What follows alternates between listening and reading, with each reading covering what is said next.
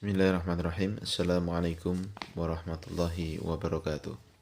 Alhamdulillahi ala ihsanih wa syukru lahu ala taufiqih wa amtinanih. Asyhadu an la ilaha illallah wahdahu la syarika lahu ta'ziman li sya'nih. Wa asyhadu anna Muhammadan abduhu wa rasuluhu ad-da'i ila ridwanih.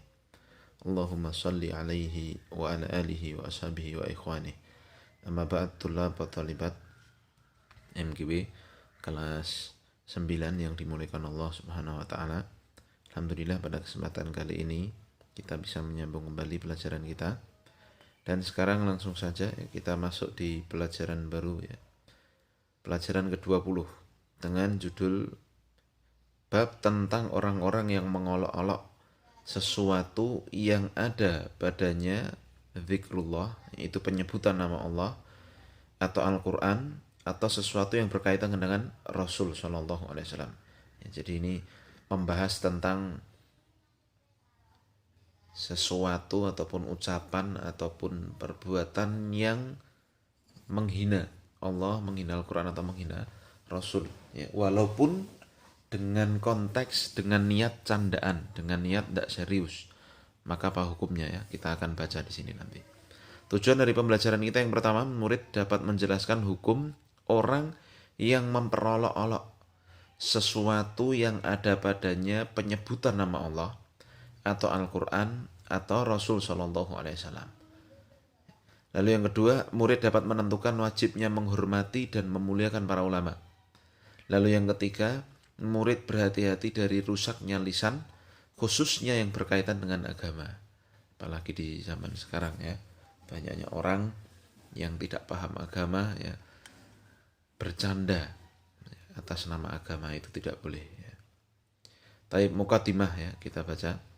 Hati seorang mukmin yang bertauhid dipenuhi dengan pengagungan kepada Allah. Jadi hati orang yang beriman itu dia mengagungkan Allah ya, dan mengagungkan kitab Allah dan juga Rasul Shallallahu Alaihi Wasallam. Ini orang yang beriman ya. Nah, mengagungkan Allah, mengagungkan agama Islam, mengagungkan Al-Quran, mengagungkan Rasul Shallallahu Alaihi Wasallam. Nah, tauhid dan keimanannya yang kuat akan mencegah munculnya ucapan atau perbuatan mengejek, mengolok-olok sesuatu yang ada padanya penyebutan nama Allah itu, atau Al-Quran atau Rasul Shallallahu Alaihi Wasallam. Jadi begini, kalau orang tauhidnya benar, imannya benar, tidak mungkin dia itu mengejek-ngejek Allah, mengejek-ngejek Al-Quran, mengejek-ngejek Rasul. Itu tidak mungkin kalau imannya benar ya kan. Tapi kalau imannya tidak benar, ya itu tadi, bisa jadi dia bercanda ya, dengan mengorbankan agama. Waliyadzubillah ya. Nah, saya kasih contoh ya, ada perkataan-perkataan anak gaul zaman sekarang ya, misalkan itu orang ya mau COD sama malaikat kali. Jadi apa? Jadi kayak gitu dijadikan bahan ketawaan begitu. Ya. Ini sesuatu yang apa? Ya ini nanti kita bahas. Ya. Nah, dasar tauhid tidak akan berkumpul dengan sikap mengolok-olok agama itu tadi. Ya. Karena tauhid merupakan ketundukan dan ketaatan, menerima dan mengagungkan. Sedangkan mengolok-olok syariat Allah menghilangkan pengagungan tersebut. Mengolok-olok syariat Allah berarti merupakan kekufuran, kekafiran yang menghilangkan tauhid. Ini tolong kasih garis bawah ya. Mengolok-olok syariat Allah ini ya, menghilangkan tauhid. Nah, kita baca ya di sini dalilnya. Ya, ini satu ayat dan satu asbabun nuzulnya, satu sebab turunnya ayat ini. Nah, Allah Subhanahu wa taala berfirman, "Wala in sa'altahum la yaqulunna innama kunna nakhudhu wa nal'ab." Ya. Qul abillahi wa ayatihi wa rasulihi kuntum tastahzi'un. Wala in sa'altahum, dan jika engkau tanyakan kepada mereka, yaitu orang-orang munafik yang tega untuk bercanda ya, bercanda menjadikan Islam sebagai bahan candaan ya. Jika kau tanyakan kepada mereka, pada orang-orang munafik itu, la yaqulunna, sungguh ini lam, ya, lamul qasam, dan ini nun taukid tsakilah. Jadi ini apa, kalau diterjemahkan bahasa kita artinya ya sungguh benar-benar. Jika kau tanyakan pada mereka orang-orang munafik itu, ya, sungguh benar-benar mereka orang-orang munafik ini akan berkata, innama kunna nakhudhu wa nal'ab. Sungguhnya itu kami hanyalah bersendau gurau dan bermain-main. Ya, lihat. Ya, kalimat nakhudhu wa nal'ab artinya kami bergurau dan main-main. Maksudnya kami tidak bermaksud mengolok-ngolok, tapi kami hanya bermaksud bercanda dan bermain-main dalam ucapan. Jadi mengolok-ngolok Allah, mengolok-ngolok Rasul, mengolok-ngolok agama Islam, kata mereka nggak sengaja, hanya pengen bercanda saja. Nah, masya Allah, waliyatubillah. Ya, maka apa jawaban Allah? Qul abillahi wa ayatihi wa rasulihi kuntum tastahzi'un. Katakan, apakah, ya, terhadap Allah, terhadap ayat-ayat Allah dan terhadap Rasul Shallallahu Alaihi Wasallam kalian bersendau gurau, kalian mengolok-ngoloknya. Surat At-Taubah ayat 65. Maksudnya bagaimana? Ya, dari ayat ini kita akan lebih jelas lagi dengan membaca sababun nuzulnya. Kita baca ya. An Ibni Umar, dari Abdullah bin Umar radhiyallahu taala anhuma, wa Muhammad ibni Ka'ab, ya, dan Muhammad ibn Ka'ab, wa Zaid ibni Aslam, dan juga Zaid ibni Aslam, wa Qatadah, dan juga riwayat oleh rawi setelahnya yaitu Qatadah, dakhala hadithu ba'duhum fi ba'din. Ya. Maksudnya dakhala hadithun, ya, ba'duhum fi ba'din, ini hadis masuk sebagian kepada sebagainya. Maksudnya adalah hadis tersebut merupakan kumpulan dari semua periwayatan. Nah, jadi ya, saling riwayat yang saling menguatkan. Ya, ini kalau membicarakannya masalah mustalah hadis, ya, insya Allah nanti pasti ke MI aja, ya, insya Allah akan dijelaskan. Al-muhim, ya, hadisnya ini terambil dari riwayat-riwayat yang mereka bawakan, ya, dan satu dan yang lain saling menguatkan, gitu. Nah, annahu, langsung saja, qala rajulun fi ghazwati Tabuk, ya, bahwa ada seorang laki-laki berkata ketika perang Tabuk, ya, kurung buka. Orang ini mengatakan, ma ra'aina mithla qurra'ina haula'i, ma ra'aina mithla qurra'ina haula'i.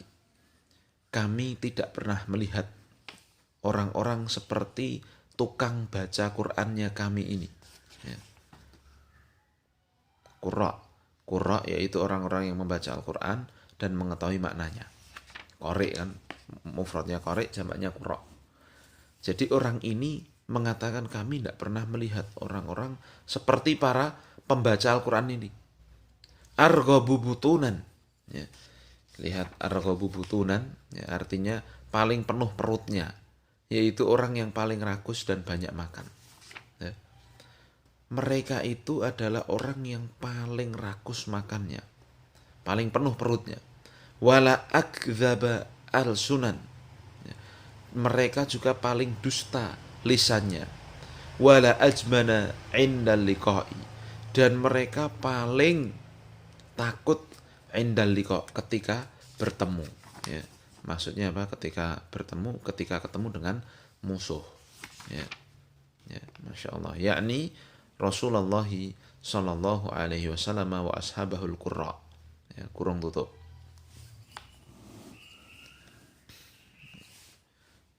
Atau sebenarnya kalimatnya itu sampai sini ya, kurung tutupnya.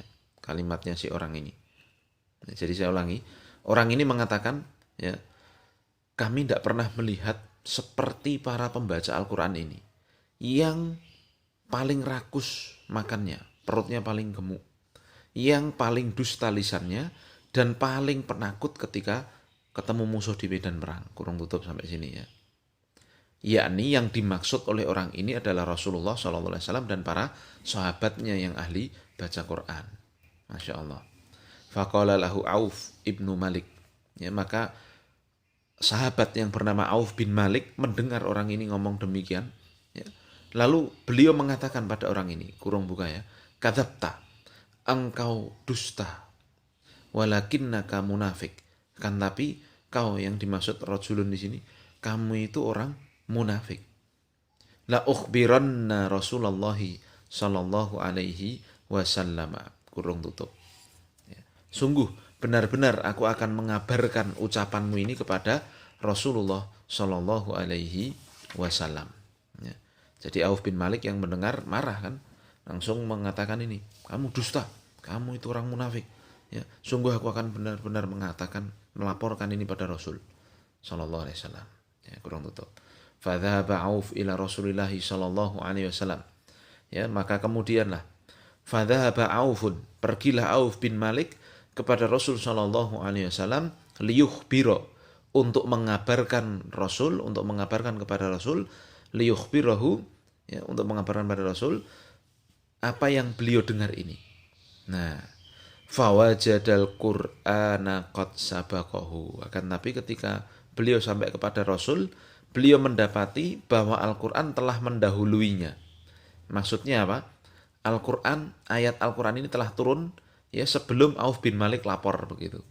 Nah, jadi Allah telah memberitahu Rasul sebelum Auf bin Malik datang. Nah, ya. Faja'a dzalika ar-rajulu ila Rasulillah sallallahu alaihi wasallam. Ya. Singkat ceritanya kemudian ya setelah ayat turun, Auf bin Malik juga lapor ya. Datanglah orang ini, orang munafik yang dimaksud tadi, kepada Rasul sallallahu alaihi wasallam. Ya. Wa qadir tahala wa raqibana qatahu. Dan saat orang munafik ini datang, Rasul sudah irtahala, sudah mulai beranjak, dan raqibana qatahu, Rasul sudah menaiki ontanya.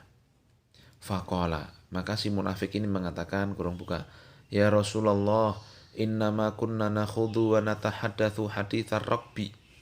Ya. Wahai Rasul sallallahu alaihi wasallam, sungguhnya kami itu hanya bersendau gurau dan kami hanya ngomong-ngomong perkataannya orang yang safar. Ya. Perkataannya orang yang safar kan kadang nyelemong kalau bahasa Jawanya. Ngomong-ngomong apa? Ya istilahnya bercanda-canda ketika safar gitu. Naqta'u bihi annat tariqa. Kurung tutup. Yang kami bermaksud dengan omongan-omongan itu untuk memutus apa? Perjalanan. Maksudnya di sini bukan putus perjalanan, maksudnya untuk apa?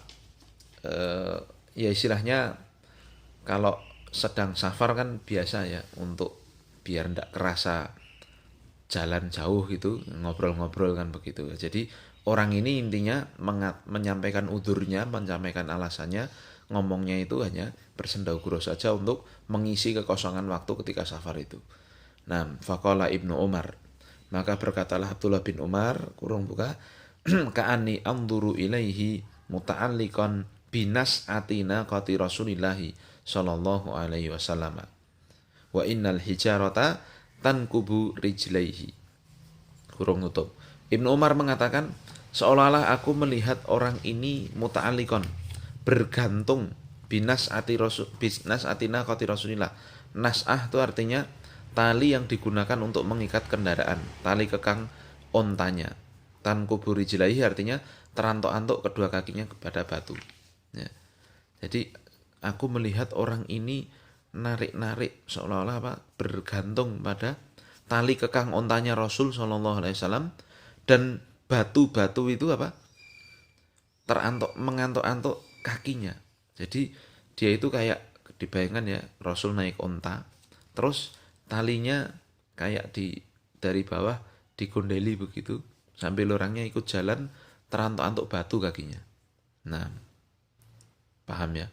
Jadi kayak orang yang benar-benar kayak minta maaf sekali gitu. Nah, wa huwa yaqulu innama kunna nakhudhu wa nal'ab, dan orang ini terus mengatakan kami hanya bersendau gurau dan bermain-main. Ya. Fayaqulu lahu Rasulullah sallallahu alaihi wasallam, maka Rasul sallallahu alaihi wasallam menjawab orang ini dengan ayat ini, abillahi wa ayatihi wa rasulihi kuntum tastahzi'un. Ya. Apakah terhadap Allah, terhadap ayat Allah, terhadap Rasul kalian bersendau gurau? Ya talafat ya. Ini harusnya yaltafit ini. yaltafitu, ya. Ma yaltafitu, tidaklah Rasul berpaling kepada orang ini, ya, wa ma yaziduhu alaihi, dan tidak Rasul menambahkan ucapan kecuali ayat yang turun ini. Jadi Rasul tidak jawab kecuali ngomong ini saja, begitu.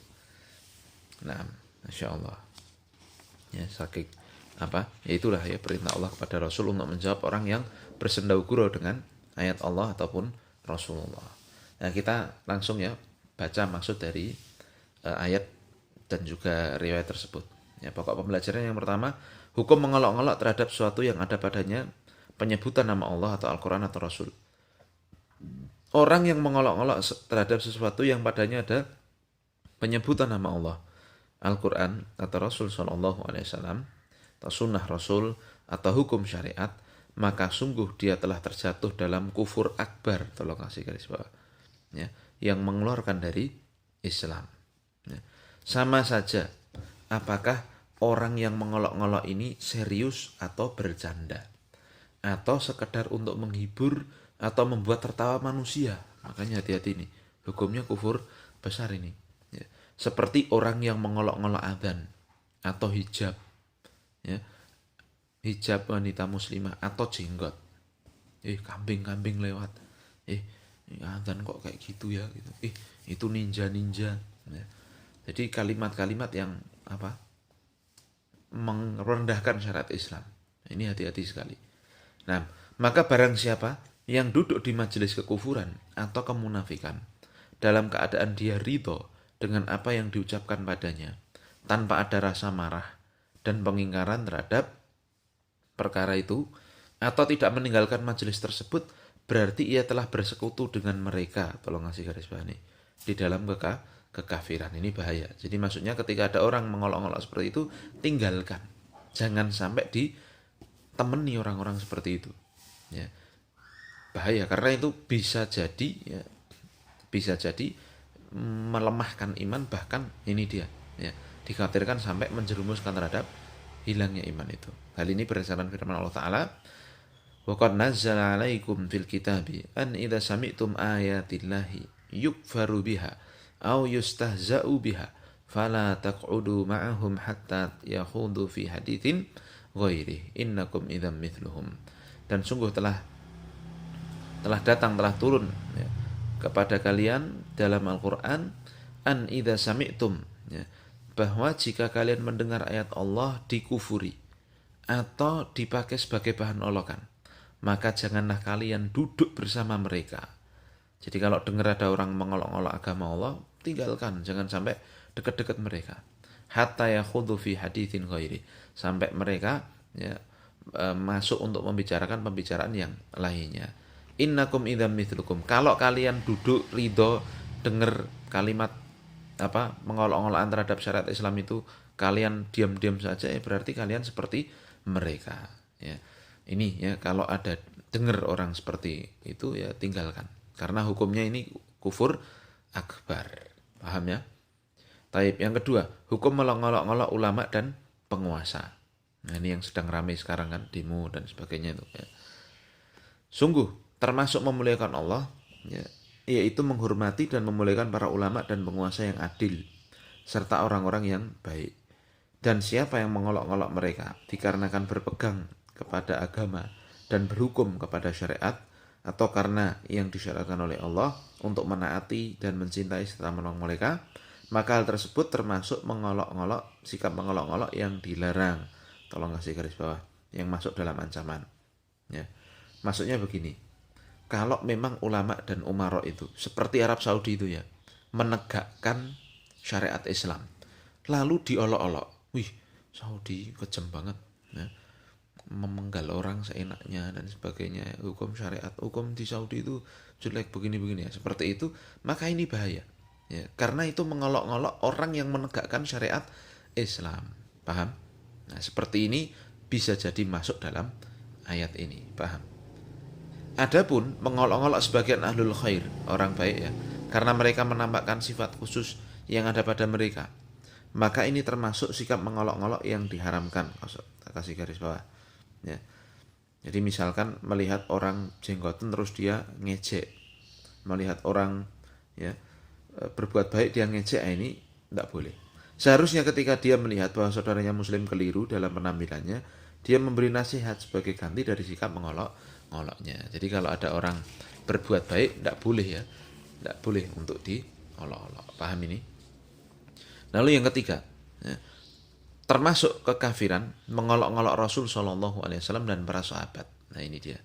Allah Ta'ala berfirman kepada Nabi Muhammad Shallallahu Alaihi Wasallam, apabila kamu bertanya pada mereka, yaitu orang-orang munafik, yang telah bicara dengan kata-kata kekafiran dan bercanda, maka mereka akan menyampaikan udzur, mereka alasan, bahwa mereka tidak bermaksud mengolok-olok dan mendustakan, tapi mereka bermaksud sekedar bercanda dan bermain-main dalam ucapan.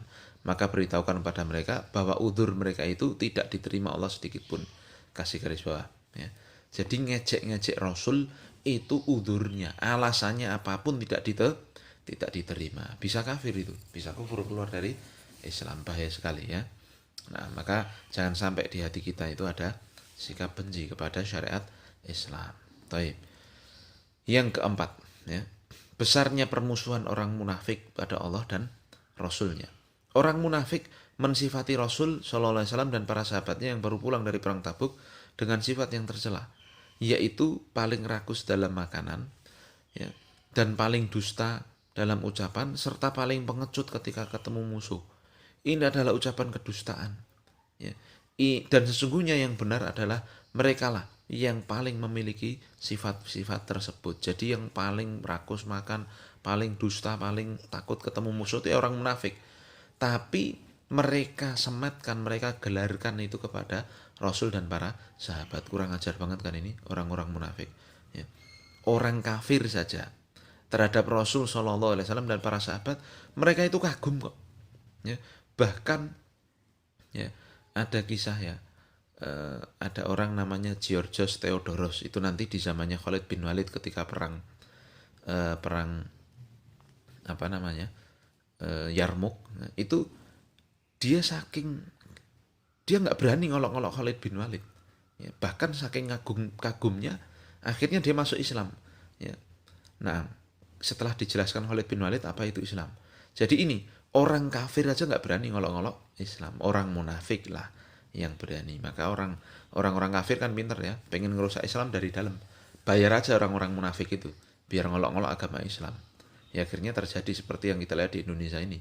Ya ada kok ya, orang kafir menghina agama Islam, tetapi malah dibela mati-matian oleh orang-orang yang mengatasnamakan Islam. Nah siapa itu? Ya itulah ya politik di Indonesia ya kan. Beberapa waktu yang lalu kelihatan. Tapi ya tidak usah dibahas. Tapi inilah intinya, orang munafik itu sangat tega terhadap umat Islam, malahan begitu. Ya, sampai orang kafir aja nggak berani. Ya, malah orang-orang munafik yang tega ngomong seperti ini, mencela seperti ini, ya orang-orang munafik. Masya Allah. Nah para sahabat radhiyallahu anhum merupakan orang yang paling baik dan sederhana dalam masalah makan, sedangkan orang munafik merupakan yang paling banyak makannya. Para sahabat juga orang yang paling benar ucapannya dari kalangan umat ini. Dan Allah telah memilih mereka untuk menjadi sahabat Nabi. Sedangkan orang munafik lah yang paling dusta ucapannya. Para sahabat juga orang yang paling pemberani. Ya, mereka orang yang berperang di jalan Allah. Ya, mereka ditimpa berbagai macam ujian dalam meninggikan bendera Islam. Sedangkan orang munafik, ngapain kerjaan mereka? Adalah orang yang paling mengecut, lari ketika ketemu musuh. Nggak mungkin mereka perang untuk Islam, itu nggak mungkin. Ya, itulah orang munafik. Ya. Taib yang kelima, pelajaran yang kelima. Ya. Bersegera dalam mengingkari orang-orang munafik. Ketika Auf bin Malik radhiyallahu anhu mendengar ucapan jelek itu, maka beliau berkata kepada orang-orang munafik, engkau berdusta atas apa yang kau tuduhkan kepada mereka. Ya. Dan sungguh engkau orang munafik. Sungguh aku akan kabarkan ini kepada Rasul Shallallahu Alaihi Wasallam. Ini termasuk bentuk nasihat untuk Allah dan Rasulnya. Nasihat di sini dalam artian keinginan untuk berbuat baik kepada Allah dan Rasulnya. Dan tidak termasuk bentuk adu domba. Ya karena dia melihat kesalahan itu. Orang salah lalu dia mau melaporkan kepada Rasul, ini bukan adu domba. Ya. Yang benar seperti itu.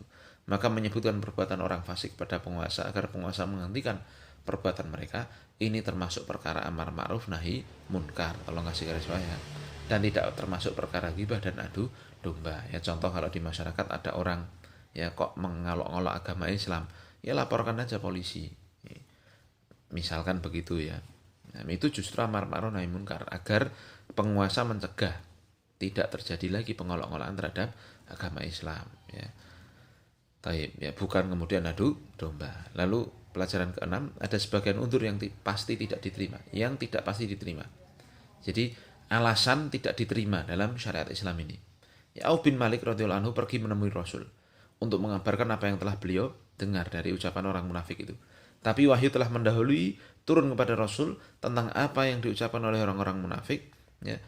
Orang-orang munafik pun datang pada Nabi ya, dengan menyampaikan udzur bahwa mereka tidak bermaksud mengolok-olok, tapi mereka hanya bercanda dan menghibur diri ya, ketika menempuh perjalanan supaya perjalanan itu menjadi ringan. Maka Rasul Shallallahu Alaihi Wasallam hanya membalas dengan ayat ini, membacakan pada mereka ini. Qul billahi wa ayatihi wa rasulihi kuntum tastahzi'un la ta'tadiru qad kafartum ba'da imanikum.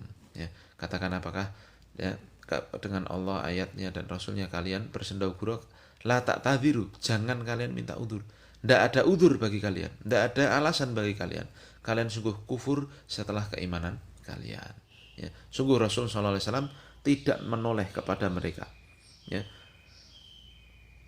tidak menoleh kepada apa yang diucapkan oleh orang munafik, tidak menerima alasan yang batil, karena permasalahan ini merupakan permasalahan yang tidak boleh dipakai untuk bercanda dan main-main, tetapi harus dimuliakan dan diagungkan ya. Jadi tidak diterima itu alasan apapun ya, kalau mengejek agama Islam, mengejek Allah, mengejek Rasul ya, itu sebuah kekufuran. Nah, yang ketujuh, berhati-hati dari sifat munafik. Wajib bagi seorang mukmin untuk menghadirkan dirinya terkena sifat munafik.